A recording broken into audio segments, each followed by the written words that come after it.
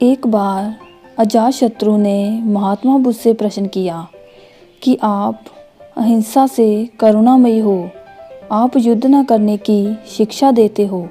क्या आपने राज्य और परिवार पर जब कोई मुश्किल आ जाए उसके लिए युद्ध करना उचित है या नहीं?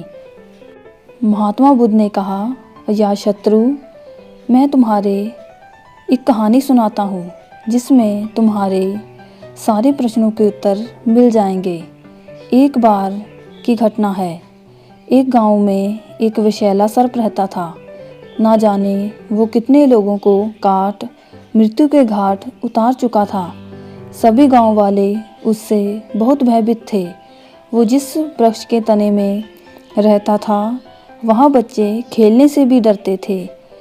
एक बार ऐसा हुआ, एक भिक्षु वहाँ से गुजरा और उस वृक्ष की छांव में विश्राम करने बैठा।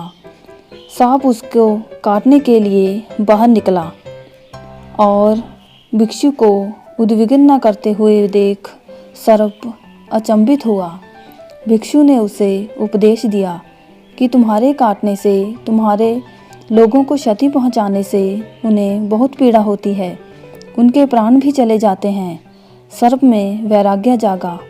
उसने निश्चय किया कि अब वह किसी को क्षति नहीं पहुंचाएगा, किसी को नहीं काटेगा। और सर्प को अहिंसक देख गांव में लोग धीरे धीरे निर्भीक होने लगे। कोई उसे छेड़ता, बच्चे अकारण ही उसकी पूंछ पर अपना पैर रखते, लेकिन वो किसी को भी क्षति नहीं पहुंचाता था।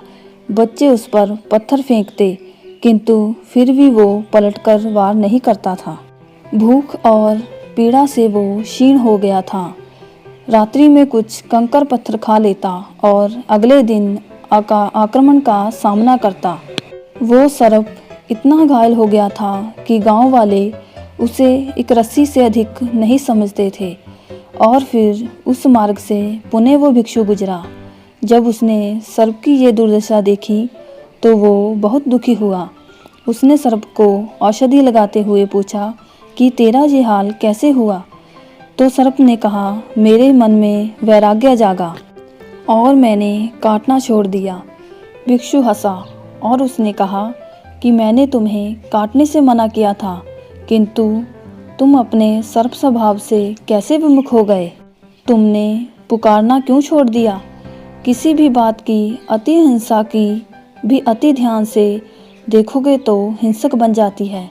दोषियों में तुम्हारा भय होना चाहिए, उन्हें उनके अपराध का दंड भी मिलना चाहिए, किंतु ध्यान रहे न्याय देने वाला अपनी निजी कटुता के कारण उसे दंड ना दे, अपितु दोषी को उसके दुष्कर्मों और उसके अपराधों का दंड मिलना चाहिए। अजातशत्रु ने कहा, यदि क्रोध, लोभ, ईर्ष्या बीच में आए तो अन्याय न होगा। बुद्ध ने कहा, बुराई को भलाई से जीतो। यदि बुराई भलाई पर हावी होने लगे तो मनुष्यता का नाश होगा। यदि बुराई को परास्त करके युद्ध भी करना पड़े तो भी करो, किंतु उस युद्ध के कारण तुम स्वयं ना बनो। यदि करना पड़े तो केवल नियमित मात्र ही करो। अजातशत्रु को अब समझ में आ चुका। उन्होंने कहा, बुद्ध, आपके इतने सुंदर और महिमामयी वचन मेरे हृदय से सभी अंधकार को दूर कर एक नई ज्योत प्रज्वलित की है। धन्य हुए भाग्य मेरे जो आप मेरे गुरु बने।